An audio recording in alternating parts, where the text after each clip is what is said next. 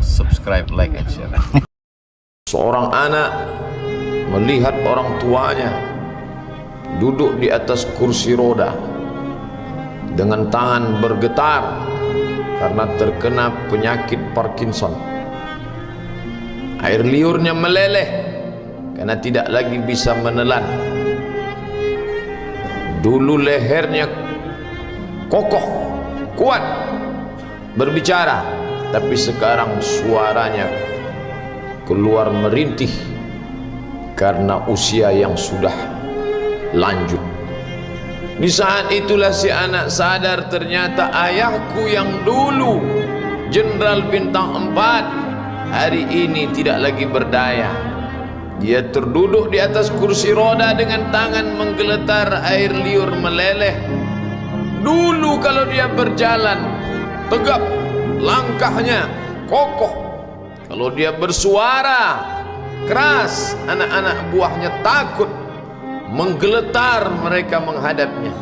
Tapi sekarang dia hanyalah seorang tua yang terduduk di atas kursi roda dengan tangan menggeletar, dengan air liur meleleh. Dia hanyalah seonggok daging yang akan membusuk. Kalau ruh sudah keluar dari jasadnya, dia hanyalah akan menjadi santapan cacing tanah. Foto-foto kenangan di masa muda, tersenyum dia memperhatikannya, tapi matanya pun tidak lagi terang melihat masa lalu itu. Semua tinggal kenangan. Dulu pasangan hidupnya, istrinya, sekarang hanya tinggal memori masa lama. Lalu apa yang akan dia bawa menghadap Allah Subhanahu wa ta'ala? Maka tak lain tak bukan adalah Allazi khalaqal mauta, dia yang menciptakan mati, wal hayata, dia yang menciptakan hidup. Untuk apa dibuatnya ada hidup ada mati?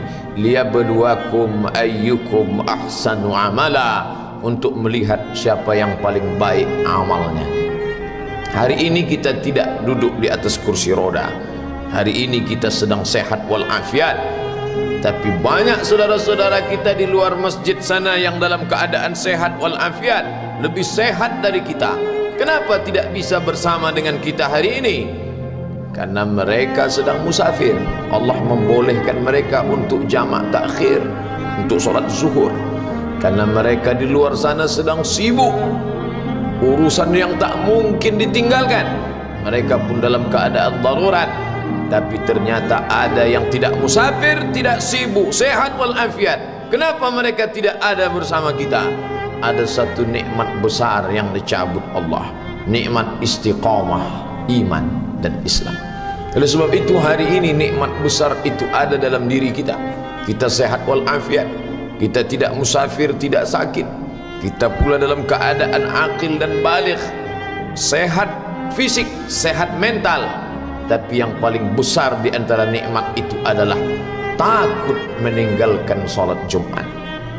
Man tarakal jumu'ata salasa marratin tahawunan, siapa yang meninggalkan salat Jumat 3 kali berturut-turut, tidak ada uzur syar'i karena menyepelekan perintah Allah, taba'allahu ala qalbih, Allah mengunci pintu hatinya, maka hidayah tidak lagi masuk ke dalam telinganya. Inilah azab di atas azab. Karena azab yang pertama kali itu di dalam hati. Khatamallahu ala qulubihim, hati terkunci. Setelah hati terkunci, wa ala sam'ihim, telinga tersumbat. Setelah telinga tersumbat, wa ala absarihim ghishawah, mata tertutup. Kalau sudah telinga tersumbat, nasihat tak bermakna. Kalau sudah mata tertutup, segala yang dilihat tak lagi menjadi iktibar pelajaran. Itu semua berawal dari hati yang terkunci. Salah satu yang menyebabkan hati terkunci, meninggalkan salat Jumat tanpa uzur syar'i. Nikmat besar diberikan Allah. Hari ini kita bisa duduk bersama di dalam rumah Allah. Idza nudiya lis-salati min yaumil jumu'ah, kalau engkau dipanggil melaksanakan salat Jumat, fas'au ila dzikrillah, bersegeralah menyambut panggilan Allah. Wadharul bai', tinggalkan jual beli. Saudara kita yang terbaring di rumah sakit, Hari ini sayup-sayup suara azan dari masjid rumah sakit masuk ke telinganya.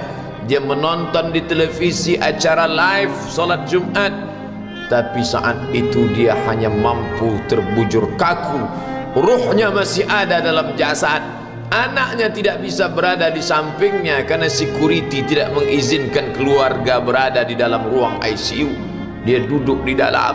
Suara terdengar, azan bersahutan, hayya 'alas salah, mari salat, hayya 'alal falah, mari menuju kemenangan.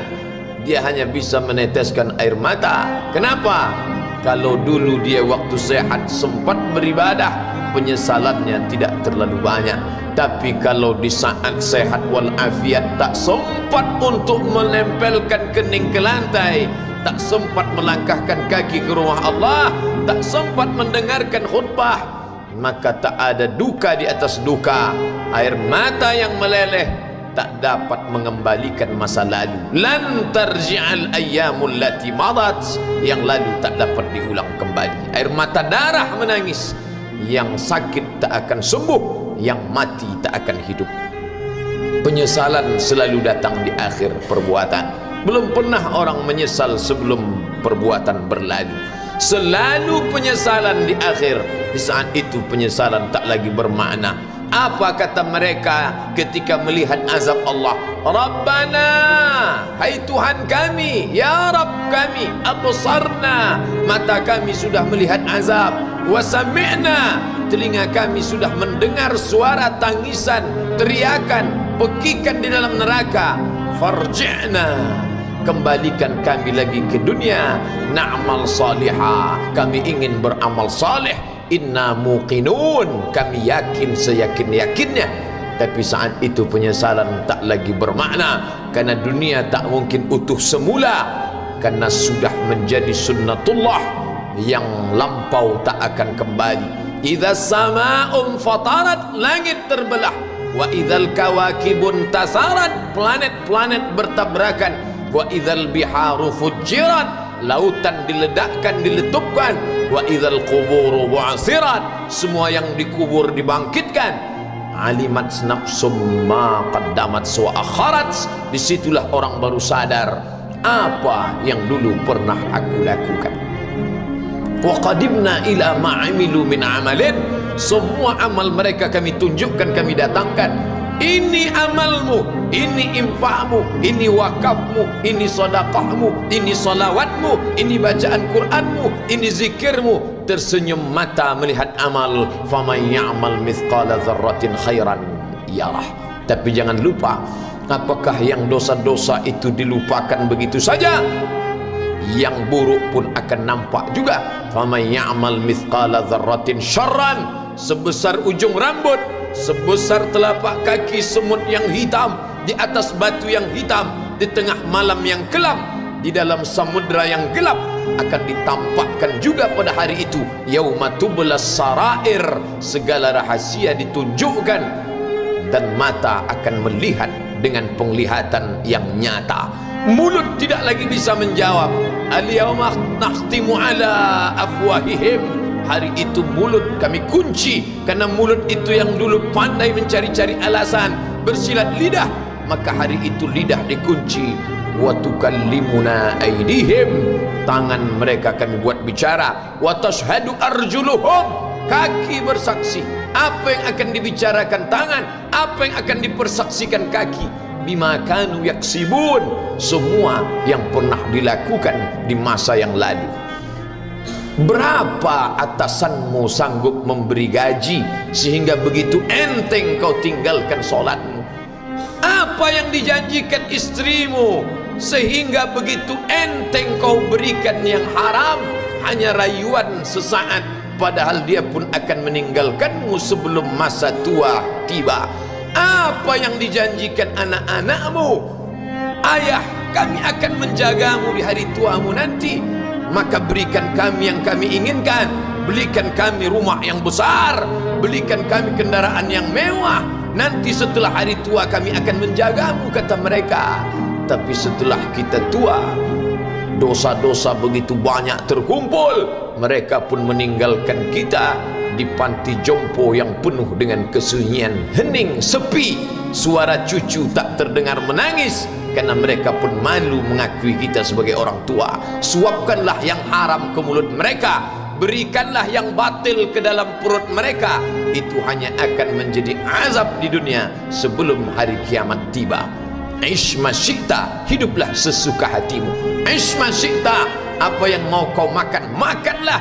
Apa yang akan kau bekerjakan, kerjakanlah. Fa innaka mayyit, tapi ingat, kau akan menjadi mayat, kau akan mati. Semua akan diminta pertanggungjawaban di hadapan Allah Subhanahu wa ta'ala. Hari ini orang boleh tertawa, hari ini orang boleh merasa dunia dia yang punya, tapi sampai masanya yang hijau akan berubah menguning, yang kuning akan mati, yang mati akan menjadi debu, yang debu ditiup angin hampa tak bermakna. Lalu apa yang akan dibawa menghadap Allah Subhanahu wa ta'ala? Amal saleh. Kalau pernahlah mulut itu membaca sepotong dua potong ayat sebelum berangkat bekerja, kalau sempatlah masuk ke kamar mandi mengambil air wudhu, solat sunat duha sebelum berangkat bekerja, kalau sempatlah ketika duduk dalam suasana santai membuka iPad lalu dibuka Quran digital sambil melihat beberapa ayat merenungkan maknanya mengingat mati, kalau sempatlah mulut mengucapkan subhanallah wa bihamdihi subhanallahil azim, kalau sempatlah anak istri dibawa ke masjid iktikaf mendengarkan pengajian, kalau sempatlah beberapa persen dari pendapatan itu dilimpahkan ke rumah anak yatim panti jompo masjid, kalau sempatlah beberapa meter tanah dibeli untuk pembebasan mendirikan rumah Allah, kalau sempat memberikan beberapa karpet untuk rumah yang selalu ditinggalkan, kalau sempatlah membelikan beberapa kilo beras untuk yatim piatu dan panti jompo, itulah yang akan menolong di hadapan Allah. Adapun rumah besar dengan beberapa semen, dengan beberapa busi yang banyak, semua akan menjadi tinggal kenangan. Mereka akan menjual, membagi-baginya. Tanah yang dulu harganya semeter 100.000 sekarang sudah menjadi 5 juta. Mereka akan bagi-bagi itu semua kepada ahli waris. Lalu kita hanya membawa 3 helai kain tipis yang tidak berjahit, dan itu semua menjadi milik orang. Kalau dulu mereka kita didik dengan pendidikan yang baik, di tengah malam mereka bangun menetes air matanya, lalu dia berdoa, Rabbighfirli wa liwalidayya warhamhuma kama rabbayani shaghira, seperti tetesan embun di tengah gurun Sahara yang panas. Kalau sempatlah mereka berdoa, Allahumma ighfir lahu warhamhu wa'afihi wa'fu anhu, maka mengalirlah air yang sejuk ke tenggorokan yang kering. Kalau sempatlah mereka membeli makanan, diundangnya anak yatim, diusapnya kepala, ya Allah, terimalah sedekahku ini untuk almarhum ayahku, almarhumah bundaku. Aku tak dapat membalas budi baik mereka, ya Allah, mereka sudah mendahului aku. Maka akan mengalirlah itu sebagai perlipur lara di tengah alam barzah sementara kiamat tiba. Tapi kalau mereka hanya dididik dengan keduniawian, dididik dengan kemewahan, disumbat mereka dengan materi, tak pernah diingatkan pada mati. Ketika kita mati, mereka pun juga akan mati perasaan ingatannya. Paling celaka lagi, mereka mengingat kita dengan mengantarkan bunga, mereka mengingat kita dengan pakaian hitam, mereka mengingat kita dengan suara musik, mereka mengingat kita dengan memajang foto kita besar-besar di dalam rumah. Dan itu hanya menjadi penghalang rahmat Allah turun, tidak berkesan sedikit pun. Mereka sedang menyangka kalau dinyanyikanlah lagu kesenangan kita, terobat rindu hatinya. Kalau dipajangnya foto kita, dilingkarkannya karangan bunga, puas rindunya. Padahal itu tidak membuat pengaruh apapun kepada kita di alam barzakh. Maka sayang, buatlah sayang yang mengingatkan sesudah mati. Kalau rindu, buatlah kerinduan yang membuat dia akan tetap mengalir sebagai satu amal sesudah kematian.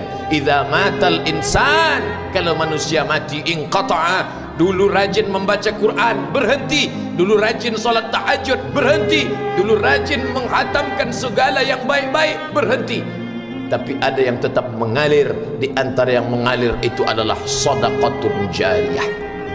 Sempat membelikan beberapa bungkus nasi, nampak orang tua di panti jompo menyuap nasi itu, menggeletar tangan mereka karena usia lanjut, menetes air mata. Kita bukan sedang melihat orang tua, kita bukan sedang melihat orang lain, saat itu kita sedang melihat potret diri kita 30 tahun yang akan datang.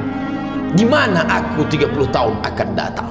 Surga, kenikmatan yang luar biasa, tapi dia tidak akan dimasuki oleh orang yang biasa-biasa. Solat biasa, baca Quran biasa, zikir biasa, untuk mendapatkan yang luar biasa, maka itu bukan perimbangan ibadah yang fair. Hanya dengan solat wajib biasa, hanya dengan baca Quran biasa, hanya dengan zikir biasa, hanya dengan sedekah biasa, berharap akan masuk ke dalam surga yang luar biasa, maka sungguh bukan suatu perimbangan perniagaan yang seimbang antara makhluk dengan Khalik Allah Subhanahu wa ta'ala. Khutbah Jumat ini kembali mengingat kita, mengajak merenung bersama, kita ini mau kemana, di sini untuk apa, yang kita bawa menghadap Allah itu apa? Apakah nama, jabatan, kebesaran, harta benda ikut menghadap Allah? Tidak, dia akan tinggal menjadi puing-puing kenangan. Yang akan dibawa adalah amal saleh. Makanya kita selalu berdoa selesai wudu, Allahumma ja'alni minat tawabin waj'alni minal mutatahhirin, ditutup dengan waj'alni min ibadikas salihin, karena orang yang saleh lah yang selamat dari kerugian, yang lain rugi. Innal insan, semua manusia lafi khusrin, rugi. Yang kaya rugi, yang punya kuasa rugi, yang ganteng rugi, yang punya anak rugi, yang punya istri rugi. Tapi ada yang beruntung, illallazina amanu, kecuali yang beriman, wa amilus salihati, dan beramal saleh. Itulah orang yang beruntung, karena dia akan hidup dalam kehidupan yang kekal abadi, membawa iman dan amal salehnya. Kalau sampai hari ini masih bersemayam di dalam diri kita, mari kita jaga dan kita berharap kepada Allah husnuzan. Allah menutup usia kita ini dengan husnul khatimah. Ketika itulah malaikat datang memanggil, menyambut, ya ayyatuhan nafsul mutmainnah, wahai jiwa yang tenang, irji'i ila rabbiki, kembalilah engkau kepada Tuhan Rabbmu, radiyatan mardiyah, engkau ridha kepada Allah, Allah pun ridha menerima engkau sebagai hambanya.